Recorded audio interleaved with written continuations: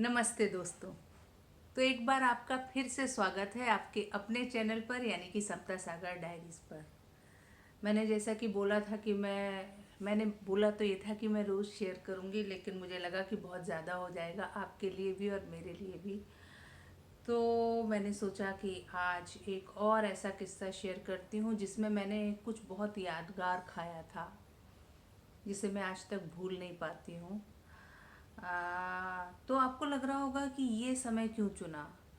दोस्तों, किस्सों का, कहानियों का एक अजीब सा मतलब एक उनको भी ना थोड़ा सा वो चाहिए होता है कि वो जिस मूड की हो, जिस बनक की हो, अगर उस समय में और उस तरह का माहौल क्रिएट करके कहा जाए उनको, तो वो ज़्यादा मुझे लगता है कि असरदार होती है। मन तो मेरा ये है कि आप सुने भी इस कहानी को रात के सन्नाटे में, इस किस्से को रात के सन्नाटे में अगर आप सुने तो आप ज़्यादा रिलेट कर पाएंगे। और मुझे लगता है कि मैं आपको वहाँ ले जाने में सफल रहूँगी अगर आप रात भी सुनते हैं, और दिन में भी सुनेंगे तो कोई बात नहीं। तो दोस्तों, किस्सा बहुत पुराना है। किस्सा उस समय का है जब हमारे एक चाचा हुआ करते थे, मुन्नू चाचा। और वैसे उनका नाम राजेंद्र था, लेकिन घर में उनको मुन्नू चाचा बोला जाता था। तो मुन्नू चाचा ने बहुत देर में एक नौकरी करनी शुरू की, और वो जिससे बहुत खुश नहीं थे। तो हमारे जो पापा थे उनको बहुत बड़ा वो लगता था कि यार, मुन्नू को ऐसा नहीं लगना चाहिए कि वो वहाँ अकेला फंस गया है। तो एक बार कुछ छुट्टी पड़ गई या कुछ हुआ तो डिसाइड हुआ कि चलो हम सब उनके पास चलते हैं। तो भोपाल के पास एक जगह है बेगमगंज, छोटी सी जगह है। और जो हमारे जो चाचा थे वो ब्रिज कॉरपोरेशन में काम करते थे। कोई छोटा सा मतलब कोई बहुत बड़ी नौकरी नहीं थी। तो वहाँ पे जो लोकल मज़दूर हैं उनको हैंडल करना, उनसे काम ढंग से करवाना, उस तरह का उनका काम था, और उनको वहीं रहना पड़ता था। तो वहाँ जो बेगमगंज में एक नदी है जिसे बीना नदी बोलते हैं, असल में ये बेतवा नदी जो है उसकी कुछ सहायक नदी है, ऐसा बोला जाता है। तो वहाँ कुछ छोटा सा ब्रिज बन रहा था, और बस हमारे मुन्नू चाचा वहीं रह रहे थे। और जब वो आते थे तो उनकी बड़ी शिकायतें होती थी कि कुछ भी नहीं है, ऐसा है वैसा है। जाहिर सी बात है कि उनको भोपाल छोड़ के वहाँ रहना पड़ रहा था, और वो बिल्कुल खुश नहीं थे। बहरहाल पापा ने कहा कि चलो चल के देखना चाहिए। तो हम सब, मुझे वो तो याद नहीं है दोस्तों कि कैसे गए थे, क्योंकि मेरी उम्र उस समय 8 या 9 साल से ज़्यादा की तो नहीं रही, मतलब होगी उतनी ही होगी। और बस ये था कि हम, मुझे जो हल्की हल्की कुछ यादें हैं वो ऐसा है कि हम पहुँचे थे तो दिन था, करीब 12-1 बज रहे होंगे। और नदी जो थी, उस नदी में हम जाते ही साथ हम मतलब कूद गए थे। अच्छा, उस नदी में पानी नहीं था ज़्यादा, बस घुटनों के नीचे नीचे तक रहा होगा। और मुझे अभी तक याद है पानी इतना साफ था कि उसमें नीचे क्या क्या पड़ा हुआ था, कौन कौन से रंग के पत्थर थे, रंगीन क्या क्या था, वो सब दिख रहा था, जो मुझे आज भी दिखता है दोस्तों। तो बस हम पहुँचे वहाँ पे और फिर नदी में नहाए। अच्छा, मुन्नू चाचा को भी बड़ा मज़ा आ गया कि ये लोग आए हैं। दोस्तों, कई बार क्या होता है कि घर में जब सब भाई बहन होते हैं तो कोई एक, पता नहीं क्यों ऐसा होता नहीं है, लेकिन वो अपने आप को ऐसा मानने लगता है कि मुझ पे कम ध्यान दिया जाता है या लोग मुझसे कम प्यार करते हैं। तो मुन्नू चाचा कुछ इस तरह मतलब था उनके मन में। तो हमारे जाने से वो बड़े खुश थे। तो जहाँ से जो हो सकता था, बेचारे अपने तरह से पूरी कोशिश कर रहे थे। हम उनका, हमने जहाँ वो रहते थे तो एक कच्चा सा कमरा उन्होंने किराए पे ले रखा था। जाहिर सी बात है, छोटा सा गांव है वहाँ पे तो बेगमगंज। तो और उस समय तो समझ लीजिए कि हम ही कितने पुराने हो गए और हमारे भी बचपन की बातें हैं ये। तो छोटा सा एक कमरा था, मतलब बहुत छोटा तो नहीं कहेंगे, कमरा था लेकिन कच्चा था। उसमें एक खिड़की बनी हुई थी। खिड़की पे एक जो जगह होती है, मतलब जो चौखट, जो खिड़की का पल्ला होता है, नीचे जो जगह होती है उस पे उन्होंने अपना तेल वेल और सब रखा हुआ था। बगल में एक आईना लगा हुआ था। और अ, मुझे याद है दोस्तों, जब मैं वहाँ गई थी तो मुझे बहुत तकलीफ हुई थी तब। मुझे लगा था कि चाचा को यहाँ रहना पड़ता है, चाचा को तो बड़ा बुरा लगता होगा, वो दिन में क्या करते होंगे।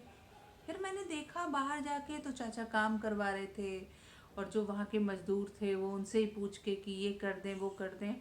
बहरहाल चाय वाय का समय हुआ। बहुत ही सुंदर जगह थी। गांव तो वैसे ही मेरे मन के बहुत करीब रहते हैं, और ऐसी जगहों पे जाके तो मैं मतलब बिल्कुल डूब जाती हूँ। और मैं तो, और दोस्तों बचपन से ही ऐसा था, शायद इसीलिए मेरी यादें इतनी मेरे साथ रह गई हैं कि मैं हर चीज़ को बहुत अपने से अलग होके देखती थी। जैसे मुझे पता था कि सालों बाद में ये कहानी कहूँगी, तो कमाल का की जगह थी, छोटी छोटी गलियां, और बाकी लोग तो बैठ गए कि भैया हम थक गए हैं और आराम करेंगे, लेकिन मैं निकल गई थी और इधर उधर की गलियों में घूमती घामती कि कैसा है क्या है। मुझे लोगों के घर में झांकना अच्छा लग रहा था, किसी के घर में चूल्हा जल रहा है, कहीं कुछ हो रहा है। और दोस्तों शाम हो गई, शाम हो गई, नदी का किनारा, और पता चला कि यहाँ तो लाइट तो मतलब बहुत कम रहती है, कभी कभी आती है, मन होता है तो आती है, नहीं तो नहीं आती। अब तो सुबह तो हम लोग खाकर निकले थे, और फिर दोपहर में कुछ बहुत मीठी सी कहीं से चाय बनकर आई थी, तो उसके साथ हमने बिस्किट वगैरह, और मम्मी ने कुछ लेकर आई थी, मम्मी कुछ सामान, वो हमने खा लिया था। अब दोस्तों जब शाम हो गई और फिर बात हुई कि भैया अब खाने का क्या करना है, तो जो एक बहुत ही मतलब होता है ना, मजदूरों में भी जो वहाँ काम करने वाले थे, उनने बड़े प्यार से बोला कि अरे साहब आप चिंता नहीं करो, हम आपको खाना बना के देंगे। और पापा ने बोला कि भाई चाचा से कि इनके पास भी तो आप देख लेना। चाचा बोले आप चिंता नहीं करो।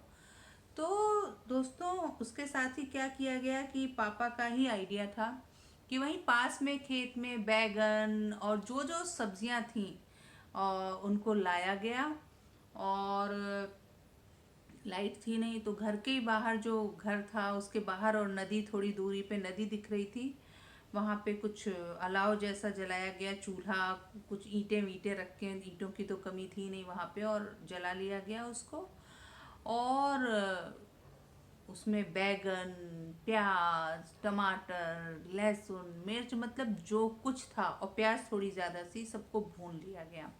अब जो खाना आया दोस्तों, वो बहुत मोटी मोटी, इतनी सारी, मतलब मैं दिखा रही हूँ, इतनी सारी रोटियां थी, बहुत सारी थी, इससे भी ज़्यादा होंगी। तो वो रोटियां थी और बहुत सारी प्याज की चटनी आ गई। चटोरी हूँ ना, अभी भी स्वाद आ रहा है। तो दोस्तों रोटियां और प्याज की चटनी आ गई, और उस प्याज की चटनी में पता नहीं क्या था, अमृत मिला हुआ था या मुझे नहीं पता, खुद क्या कोई प्याज के देवता होंगे, वो आकर उसमें स्वाद भर गए थे, मुझे नहीं पता, मैं बताऊंगी उसके स्वाद के बारे में बाद में। तो वो चटनी थी और रोटियां हो गई। और इसके साथ हमारा जो सब कुछ भुन रहा था, तो आप समझ लीजिए बैगन, टमाटर, मिर्च और अपने लहसुन, और आलू, प्याज, जो जो था उस समय वो सब भुन गया था। फिर एक बड़ा सा बर्तन लिया गया दोस्तों, उसमें जो, और बहुत सारे बैगन थे, वो कम नहीं थे, क्योंकि जिन्होंने रोटी दी थी उनको हमें बदले में कुछ तो देना ही था, खासकर खाना।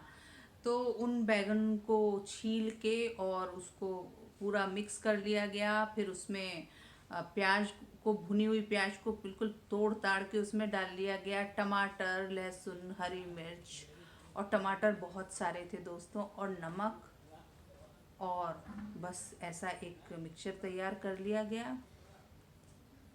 आपको मैं क्या बताऊं, जब हम खाने बैठे, एक तो क्या तो वो रोटियों का स्वाद था दोस्तों, मोटी मोटी रोटियां थी, जो शायद बेलन और पतले पे नहीं बनाई थी उन्होंने, आटा, अ, आटे को मतलब गोल लेके, और थपके थपके थपके थपके थपके करके, और वो जो कल्ला जो होता था ना, तवा नहीं, कल्ले पे उनको, हाँ हाँ, बना लिया गया था।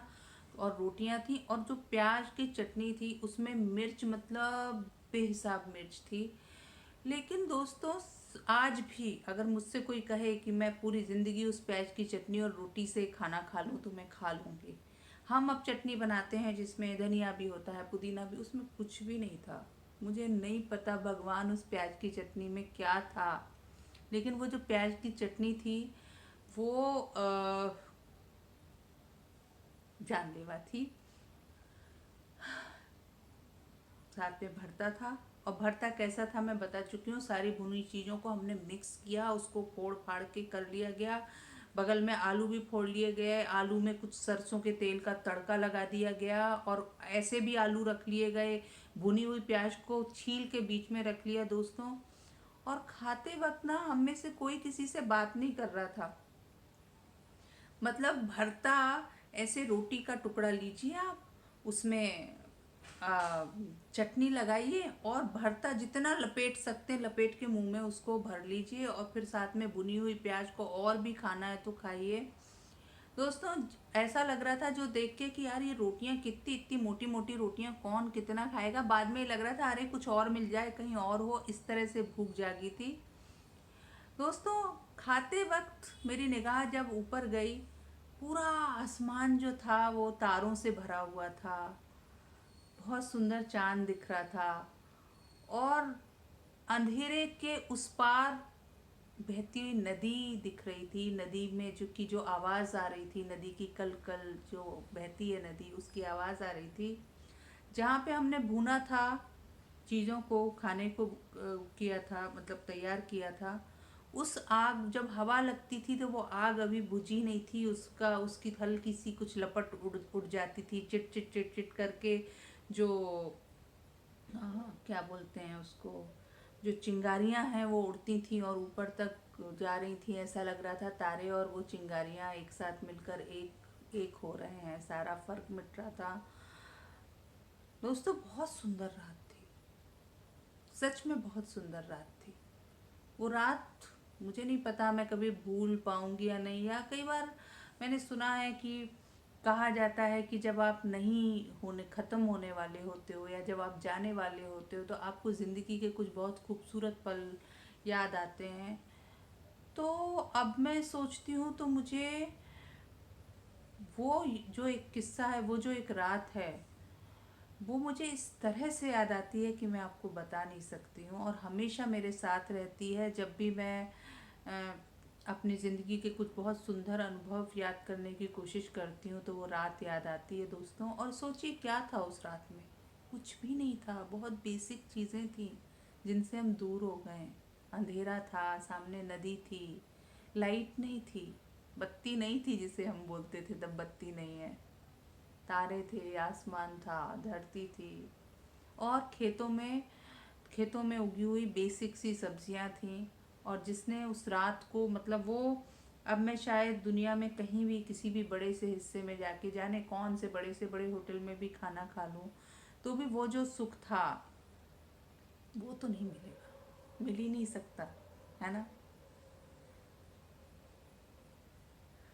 अगले दिन दोस्तों जब मैं सुबह उठी, हम लोग फिर रात में वहीं पे बाहर ही, मतलब पता नहीं चाचा ने कैसे करके, कहाँ से करके, कुछ खटिया, कुछ क्या क्या इंतज़ाम किए थे, और हम लोग बाहर ही सो गए थे।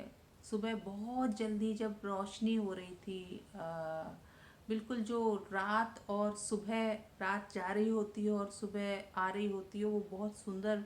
गांव में आप कभी रहे हो तो वो टाइम, मतलब उसको मैं क्या बोलूँ। और वो उस तरह की रोशनी में जब मेरी आँख खुली दोस्तों, मैंने ऊपर देखा, सुबह हो रही थी लेकिन तारे तो भी दिख रहे थे, और सामने देखा नदी बह रही थी। मैं उठ के बैठ गई थी और मैं भागती हुई नदी के पास गई थी। नदी में मैंने झांक के अपना चेहरा देखा था दोस्तों, और मैंने मन में सोचा था कि मैं कितनी सुंदर हूँ। असल में पता है क्या, सुंदर मैं नहीं थी दोस्तों, सुंदर वो समय था, वो प्रकृति थी, वो हमारे पास के वो लोग थे जो इस पूरे समय को, उस पूरे समय को, उस माहौल को सुंदर बनाते थे।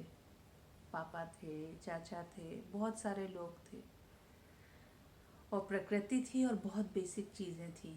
तो दोस्तों, आ, बस यही कहूँगी कि अगर कभी आपको इस तरह का भरता खाने का मन हो, बैगन का भरता, कभी ऐसे बना के दे। बहुत बेसिक चीज़ें हों और उसमें भून के बस उसको मिला लीजिए, और रात को अंधेरा करके अपनी छत पे, अपनी बालकनी में बैठ के मोटी मोटी रोटियां बना के प्याज के साथ, प्याज की चटनी के साथ खा के देखिए, बहुत मज़ा आएगा।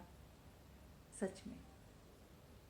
तो दोस्तों, ये मेरी ज़िंदगी की बहुत सुंदर रात का किस्सा था, और ऐसे ही किस्से मैं सुनाती रहूँगी। और खाने खाने की क्या याद थी उस रात में, उस दिन में, उस दोपहर में, उस समय में, उस पल में, वो भी आपसे शेयर करती रहूँगी। तब तक आप भी अगर चाहें तो कुछ ऐसे किस्से मेरे साथ शेयर कर सकते हो। मुझे तो बहुत सुंदर मज़ा आता है कहानियाँ सुनने में। मुझे आप वीडियो भेज सकते हैं अपने, जो मैं शेयर कर सकती हूँ अपने चैनल पर। मेरा ईमेल आईडी है samtasagar@gmail.com, SAMTASAGAR@gmail.com। आप भेजिए, मैं शेयर करूँगी, और मुझे सबसे ज़्यादा मज़ा सुनने में आएगा। तो जब तक और कोई याद आए मुझे, तब तक खुश रहिए, मुस्कुराते रहिए, और पलों को पूरा पूरा जी लीजिए, है ना।